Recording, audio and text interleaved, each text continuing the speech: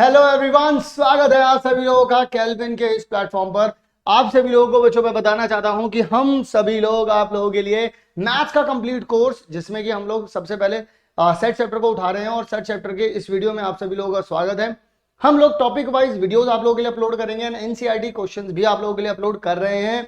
इसी के साथ साथ आपको हर एक सब्जेक्ट और हर एक सब्जेक्ट के हर एक चैप्टर के अगर वन शॉट देखने हैं, माइंड मैप देखने हैं, या फिर आपको इंपॉर्टेंट चैप्टर्स, आपको इंपॉर्टेंट टॉपिक्स जानने हैं एग्जाम पॉइंट ऑफ व्यू से, या फिर आपको इंपॉर्टेंट टॉपिक वाइज क्वेश्चंस करना है, ये सब कुछ आपको मिल रहा है इसी चैनल पर।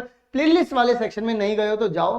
बाकी अभी हम लोग फोकस करते हैं हमारी इस वीडियो पर, तो चलिए सेट चैप्टर को शुरू या फिर कंटिन्यू करते हैं, आगे की तरफ बढ़ते हैं। हेलो स्टूडेंट्स, तो मैं सचिन आप सब लोगों का स्वागत करता हूं हमारे इस वीडियो में, जिसमें हम लोग बात करने वाले हैं अब एग्जाम्पल्स। जी हाँ, हम लोग 1.4 के जो एग्जाम्पल्स आप लोगों को मिलने वाले हैं, सबसे पहले हम लोग उन एग्जाम्पल्स को डिस्कस करेंगे। आफ्टर दैट उसके बाद हम लोग आगे की तरफ चलेंगे और डिस्कस करेंगे आप सभी लोगों से कि इसके एक्सरसाइज में किस तरीके के सवाल आप लोगों से पूछे जाएंगे। लेकिन सबसे पहले क्या करेंगे, सबसे पहले इस एक्सरसाइज को समझेंगे। देखो यार, अगर आप लोग कॉन्सेप्ट की बात करें, देखिए क्वेश्चंस पे तो अभी अपन लोगों को आना ही है।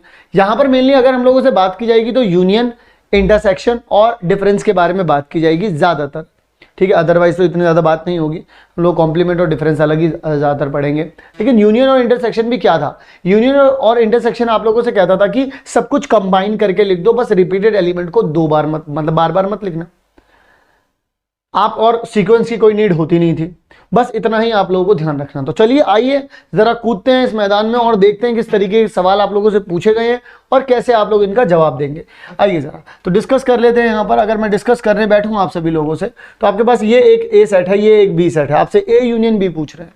यानी कि वो आपसे पूछना चाह रहे हैं कि अगर मैं ए और बी दोनों के सबके एलिमेंट्स मिला दूं तो वो क्या हो जाएंगे। तो मैं आप लोगों को बता देता हूं कि अगर ए यूनियन बी, अगर ये दोनों की दोनों पार्टी यूनियन बना लेंगे अपना, तो इसमें 2 यहां पर दे रखा है, 4 यहां दे रखा है, 6 यहां दे रखा है, 8 यहां दे रखा है।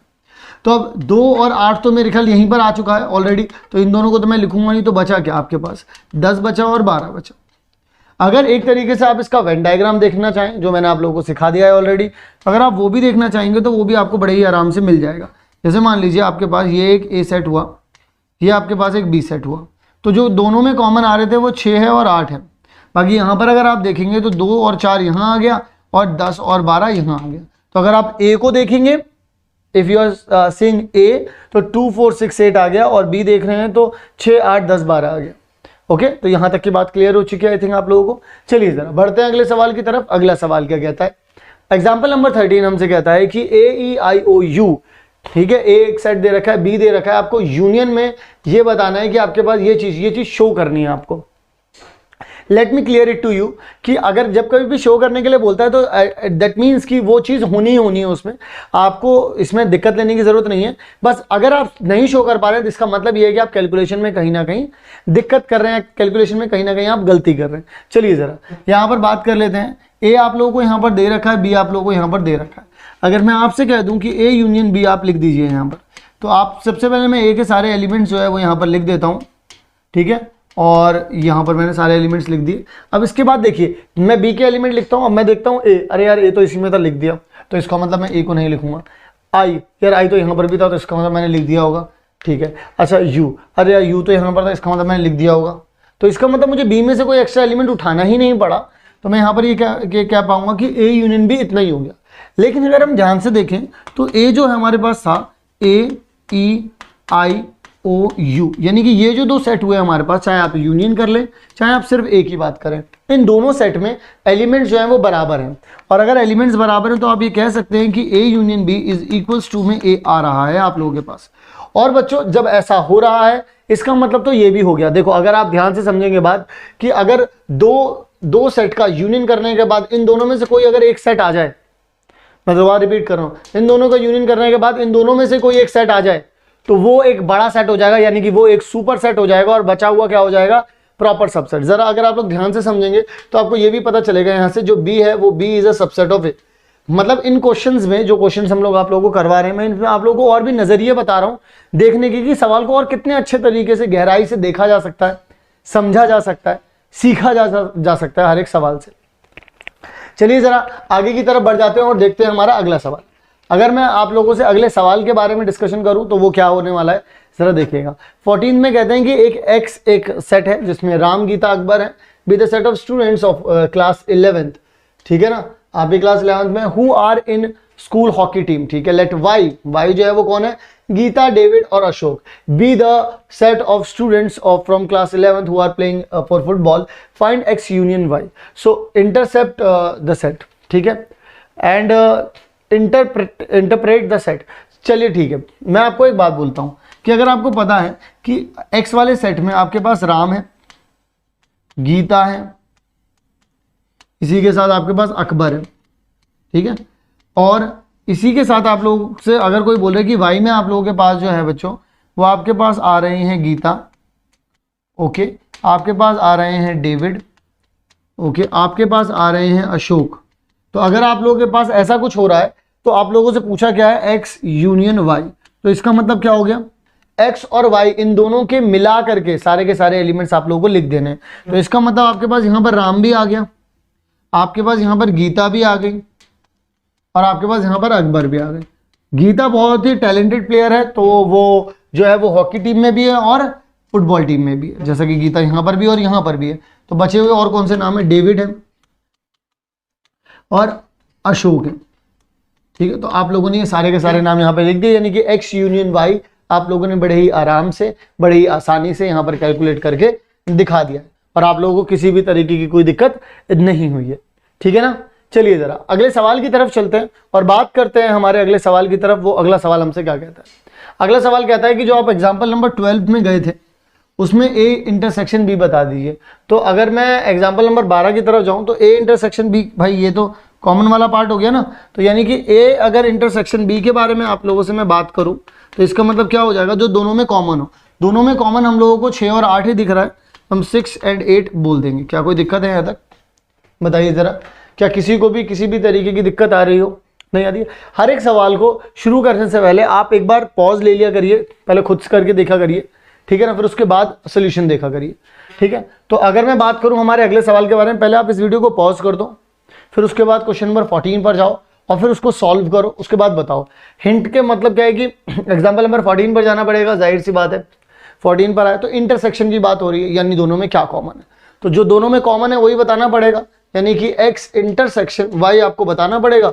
और कॉमन यानी कि जो टैलेंटेड प्लेयर थी, जो दोनों जगह खेल रही थी, वो कौन थी बच्चों, वो थी गीता, और गीता ही आप लोगों का क्या हो जाएगा यहाँ पर, आपका सिंपल, बड़ा ही सिंपल सा आंसर आ जाएगा यहाँ पर। क्लियर है बच्चों, चलिए जरा बढ़ते हैं आगे की तरफ, देखते हैं हमारा अगला सवाल।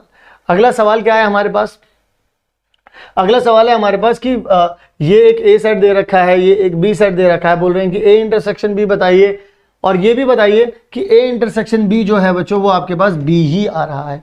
चलिए जरा डिस्कस कर लेते हैं यहाँ पर। तो यहाँ पर अगर मैं ए के बारे में बात करूं तो आपके पास 1 है, 2 है, 3 है, 4 है, 5 है, 6 है, 7 है, 8 है और 9 है और 10 है। और अगर मैं बी के बारे में आप लोगों से बात करूं तो 2 है, 3 है, 5 है और 7 है। तो यहाँ पे तो भाई 1 से लेकर के 10 तक सारी गिनती लिख दी, बी में सिर्फ क्या दिया, 2, 3, 5, 7। तो इसका मतलब अब क्या हो गया, अगर आप ए इंटरसेक्शन बी के बारे में बात करेंगे तो आप उन एलिमेंट्स के बारे में बात करेंगे जो दोनों जगह पर आ रहे होंगे, जो कि ए में भी आ रहे होंगे और बी में भी आ रहे होंगे। तो वो कौन कौन से हैं, वो जाहिर सी बात है वो ये वाले एलिमेंट्स हैं जो दोनों में ही आ रहे हैं, जो कॉमन आ रहे हैं, है ना। तो अगर कॉमन आ रहे हैं तो आप क्या बोल सकते हैं, यहाँ पर 2 आ रहा है, 3 आ रहा है, 5 आ रहा है और 7 आ रहा है, ये एलिमेंट्स आ रहे हैं, ठीक है। और आपसे अगर बी के बारे में बात की जाए तो बी आपको ये दे ही रखा है, 2, 3, 5, 7। तो A intersection B is equals to में ये चीज़, दोनों की दोनों चीज़ें जो हैं वो एक दूसरे के बराबर आ रही हैं, क्योंकि बी भी ये दे रखा है और ए इंटरसेक्शन भी मैंने निकाल लिया। या आप मान लीजिए आपके पास पहली इक्वेशन थी, ये दूसरी इक्वेशन थी और ये तीसरी आ गई। तो दूसरी एंड तीसरी इन दोनों से मिल करके आप क्या बोल सकते हैं कि A intersection B is equals to में आपके पास बी आ चुका है।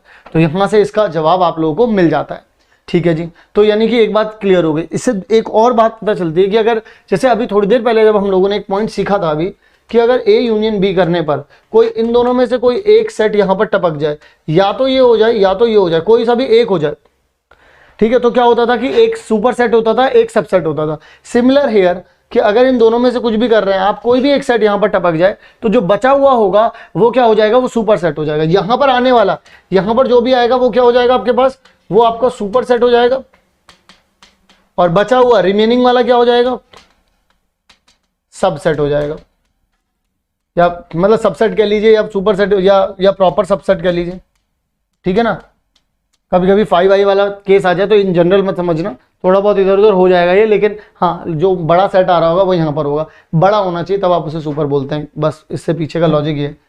अगर आप यहाँ पर बात करते हैं तो ये हमेशा आपके पास जो है वो प्रॉपर सबसेट बनेगा, प्रॉपर सबसेट बनेगा, और रिमेनिंग वाला यहाँ पर क्या बन जाएगा, यहाँ पर रिमेनिंग वाला जो रहेगा बच्चों वो बनेगा आप लोगों के पास क्या, super set. Okay, super set. Okay, चलिए जरा बढ़ते हैं अगले सवाल की तरफ। अगला सवाल क्या कहता है, देखिए जरा, सब्ट्रैक्शन आ गया यानी डिफरेंस आ गया। जब हम लोगों को जब दो सेट के बीच का डिफरेंस निकालना होता है तो इसमें ज़्यादा सोचना नहीं है, ज़्यादा एफर्ट नहीं डालने होते हैं। अगर मैं बोलता हूँ इसमें से इसी को माइनस करिए तो सिर्फ आपको इंटरसेक्शन वाले पार्ट पर ही ध्यान देना होता है, क्योंकि अगर हम लोग कभी भी बात करते हैं a माइनस बी के बारे में तो हमको पता है कि हम लोग बात कर रहे हैं कि a माइनस में a इंटरसेक्शन b के बारे में। किसके बारे में हम लोग बात कर रहे हैं यहाँ पर बच्चों, एक मिनट मैं यहाँ पर क्लियर कर देता हूँ इस चीज़ को। हम लोग बात कर रहे होते हैं कि a इंटरसेक्शन b के बारे में हम लोग हमेशा बात कर रहे होते हैं। अगर अब मैं a माइनस बी के बारे में बात करूँ, whether if we are talking about b minus a, then what we are talking about it is b minus में a इंटरसेक्शन b होता है यहाँ पर, ठीक है ना। ये बात आप लोगों को यहाँ पर ध्यान रखनी है। चलिए जरा यहाँ पर डिस्कस कर लेते हैं। तो यहाँ पर आप लोगों के पास a पता है, b पता है। सबसे पहले आप एक काम करेंगे, जब कोई भी आपको डिफरेंस निकालना होगा बच्चा लोग, सबसे पहला एक काम होना चाहिए, आप लोगों को कैलकुलेट करना है a इंटरसेक्शन b। कभी भी डिफरेंस निकालना चाहें तो a इंटरसेक्शन b सबसे पहले आप लोगों को निकालना है। तो इन दोनों में अगर कॉमन की बात की जाए तो एक तो 2 कॉमन आ रहा है, 4 भी कॉमन आ रहा है, 6 भी कॉमन आ रहा है। ये 3 एलिमेंट ऐसे हैं जो कॉमन आ रहे हैं। तो इसका मतलब आपके पास कितना आ जाएगा, 2 भी आ जाएगा, 4 भी आ जाएगा और 6 भी आप लोगों के पास आ जाएगा। तो इसका मतलब यहाँ पर क्या हो जाएगा, a इंटरसेक्शन b कितना हो जाएगा आपके पास, 2, 4 और 6 आ जाएगा। आई होप यहाँ तक की बात क्लियर हो गई होगी। अब हम लोगों को कैलकुलेट क्या करना है, अब हम लोगों को जो है कैलकुलेट करना है बच्चों a माइनस बी, यानी कि हम लोगों को क्या कैलकुलेट करना है, हमें a में से माइनस कर देना है, हमें a में से हटा देना है a इंटरसेक्शन b, हमें ये चीज़ हटा देनी है। तो अगर मैं a में से वो वाले एलिमेंट्स निकाल दूं जो इंटरसेक्शन में आ रहे हैं, यानी कि 2, 4, 6 आ रहे हैं, तो अगर मैं a में से अगर वो निकाल देता हूं बच्चों तो आपके पास कितना बच रहा है, आपके पास बच रहा है 1, 3 और 5।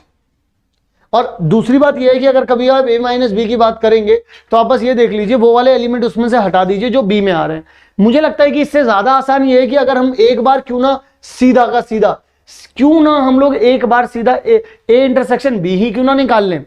अगर सीधा आप लोग एक बार में a इंटरसेक्शन b ही निकाल लेंगे तो जो कुछ भी करना हो आसान पड़ेगा। जैसे फॉर एग्जांपल b माइनस ए कोई बोल दे आपसे, तो आपको b माइनस ए के लिए आपको a इंटरसेक्शन b चाहिए बस बच्चों यहाँ पर।